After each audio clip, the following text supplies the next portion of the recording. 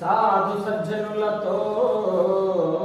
జగడమాడిన కీడు, కవులతో వైరంగు కాంస కీడు,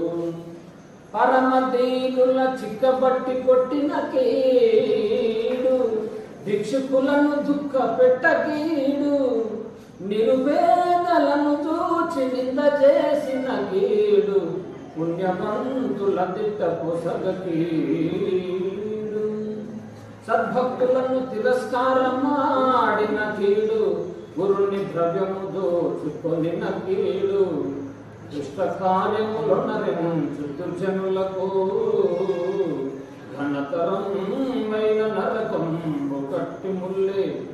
భూషణ వికాస శ్రీధర్మపుర నివాస దుష్ట సంహార నరసింహ దురిత దూరా.